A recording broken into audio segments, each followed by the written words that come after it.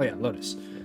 Lotus is our lowest win rate map, and it's like a stark contrast from like Fracture. Yeah. So this means like we're playing something like fundamentally wrong with Pearl and Lotus. Like something's just wrong here, right? Like there's a 12% gap.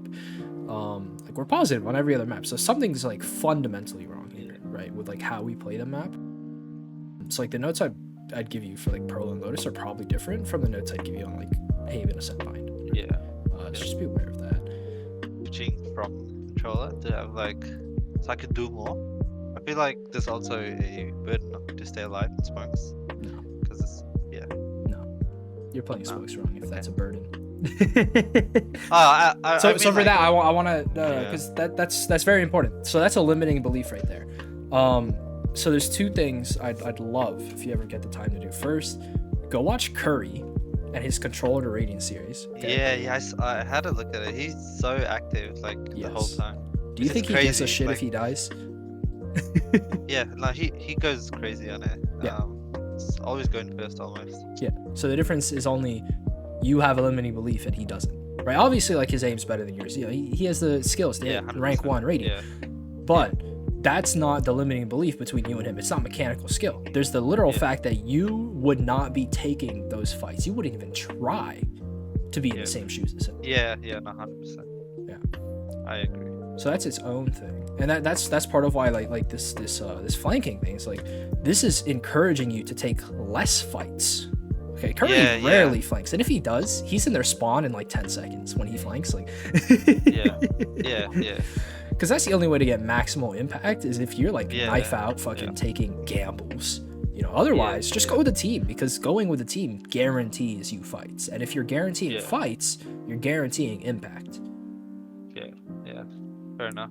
Yeah. If you already did your job, who gives a shit if you die? So a great example of this. On Ascent, I throw this smoke, I flash. After this, I give no fucks if I die. Okay? I'm TPing in, and I'm throwing a second smoke, and I'm TPing up here.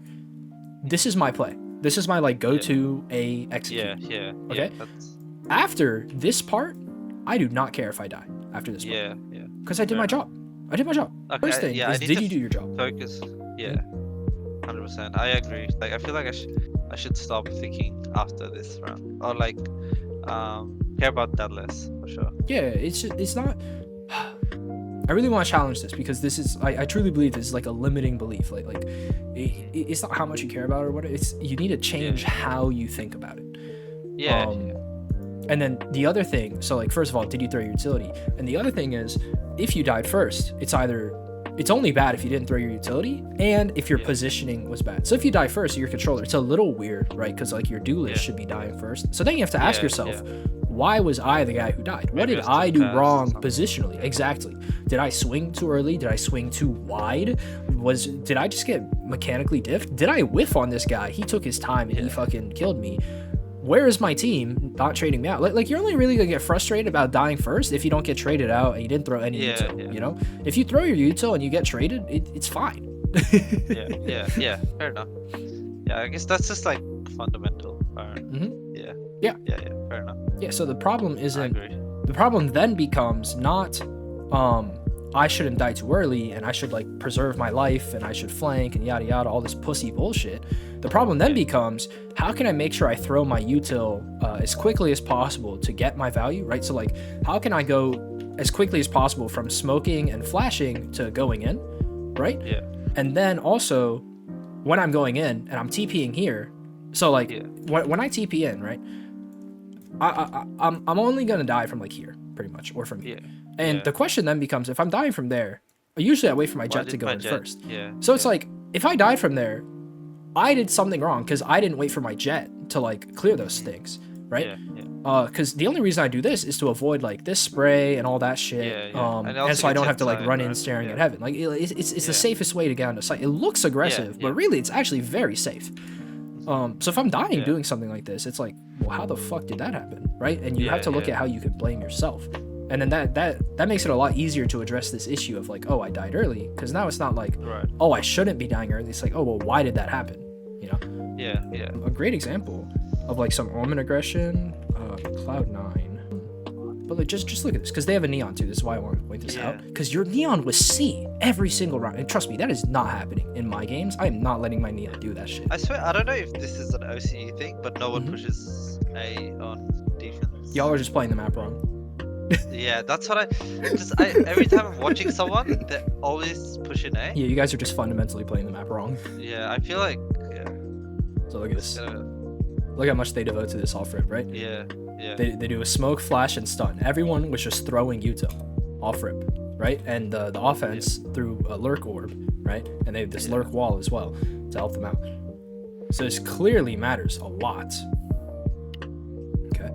So now look at the freedom, because Jake, the collegiate guy, he's so far up on A. Look at what his team can do, right? They just have KJ util on C and 4 guys B to address this push. Yeah. Right? Because they're saying, oh, they haven't hit the turret, and they're not on A. Let's stack B, and if they go C, we quick retake because we're all like right next to it because we're B already. Yeah. Right? Yeah. And look how easy this is for them. Look how easy this round is. It's a 5v3 as soon as they took contact, right? Because they're taking a fucking 4v3 on B site, right? Yeah. But you could never do that. Yeah, yeah. Never. That's not I happening. did it once. No. I think I should be more aware of where I'm going myself. And there's something like the passiveness, right? Right. So we're looking here. Yeah. Just sit back A. Yeah, like, I'm like, I was contemplating here, like, should I just fight with Phoenix? Because he'll probably fight. I mean, what else are you gonna do? there. Okay, let's think about it. Let's think about it. Let's flowchart your options. Where's Google? Oh, Phoenix, you. Phoenix takes fight. Phoenix falls back. Either way, you're just sitting here chilling. Or you both take fight. You both fall back. Yeah, I think it's better if we both take fights. Yeah. Fall back. You're just baiting. Yeah. You're just baiting. Yeah. You know, he's sitting here. He's holding the fucking angle, and you're just sitting here jerking off, watching. We should be playing A. Yeah, well, ideally it's your neon, because the best your Phoenix could do, or it would also be Sky. He can get his flash here, but your Phoenix can throw a flash high up here, and it blinds everything in this zone.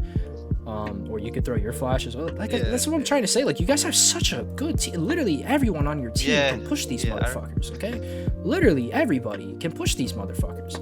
You've got your flash. You've got Phoenix flash. You've got Sky flash. You can throw a haunt up top over here.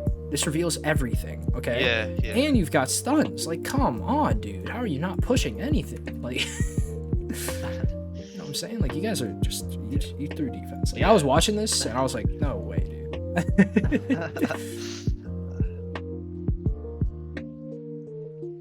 Alright, let's see. So this I mean, you don't need to smoke CT yet, or main net. Kind of waste your smoke. Where I like to smoke on Lotus, I like to smoke here, like on the bomb. And the reason for this is they can't see us flooding in. Okay, yeah, it's almost like a sage wall bind type. Yeah, pretty much. So we can all flood in. I mean, if you want, you can also do it like this. But I like it up top. Yeah. And then you just leave one guy behind to hold this. This could be you, and you could just say everyone else flood in, and they just go like this, and your team clears out everything. And then after that, I mean, you have another smoke in fucking 5 seconds, right? After that, then you smoke main, or no, you wouldn't smoke main. You smoke the bomb. Sorry. And you defuse, and that's it, right? Also, the reason I like it up top is you can just TP. Yeah, you can TP, and then you can start defusing immediately. So while your team's retaking, you get half, and then you throw your second smoke on the bomb, and you finish it. Yeah, it's super lit. But the main smokes are on this specific retake, not that necessary. Fair enough. Yeah. Because the only reason to smoke main is if you want to take this pathing and isolate this fight. Yeah. It's like my personal mission to get people to stop using this smoke. This is just again, your Phoenix is taking the fight for you over. And then we're not pushing anything, right? So like, this is the problem on Lotus. So they give you, by default, you have more map control than the attackers, right?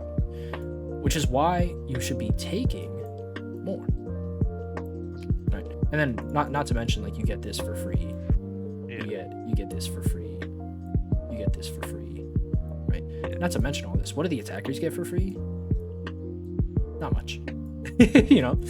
And then there's these giant expanses of open space for you to fight for, right? And these are both defender sided. you guys are just sitting back. Yeah. So you guys are just sitting back, doing nothing. So now they're gonna execute. You guys don't have a sentinel. You don't have any of that. So you can't just wait for them to execute on you. You're gonna have to play retake. You can't hold the fucking site. You've got 2 initiators, 2 duelists, and an omen. You know, the only person who can hold a site down is really just you. And then you have your flash and one ways. And that's it. That's it. That's your entire defensive power. But you guys are just sitting here. You know, this is just not. It's not proper defense. Right. And here we're trying to hold the site. I mean, it's just your team being stupid. You're trying to hold the site while you have a flank. You should be playing retake because your retake's really easy. And now you have a 2v4 retake, right? So you see how like this is fucked literally from the start of the round. I don't even have to watch the round play out to know, hey, we lost this shit, right? And you make it close. You got a nice 2 picks. But now what?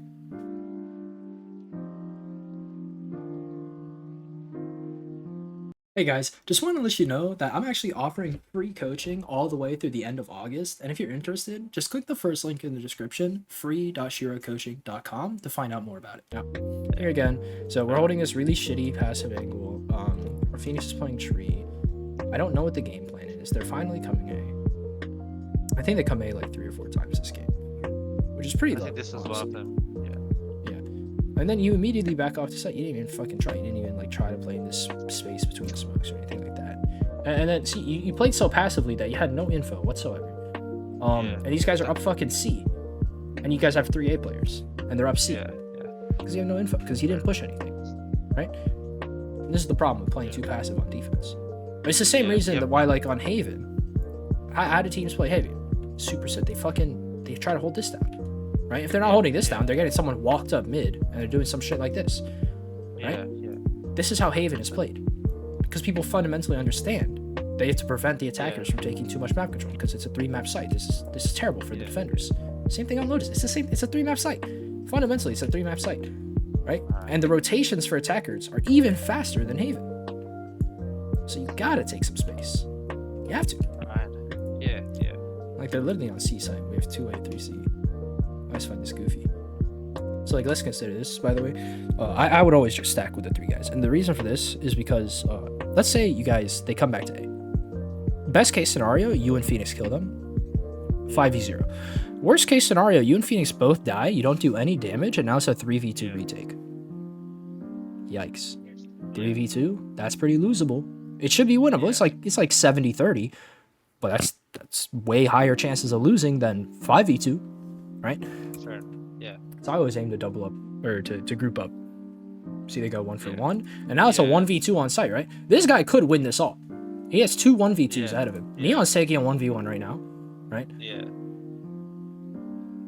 And luckily we close it out. Mostly because this guy's dog shit. Their fucking Jet has more kills than their whole team combined. So. I think that Jet was doing a lot. Yeah, but you guys were also walking into his off for the half, so. You know, very, very nitpicky thing. Just make sure it's like flat with the box in the wall, especially since they have a pop flasher. Now here we have the opposite issue of splitting up. Now we're on a bonus, and we're split up when we should be together because we have bad guns. Right. Okay. It works out. Now, oftentimes in rank, just hitting the site is the easiest thing. Yeah. And like you mix it up when hitting the site doesn't work. When it doesn't work, then you mix it up. Or when you're like, you know what, we've done this like 7 times, let's try faking or some shit. That's when you mix it up. But just mixing it up for no reason, like why? If it ain't broke, don't fix it, dude. You're burning the food. You're overcooking. Get the fuck out of the kitchen, you know? Whoever's calling this game, like, chill out.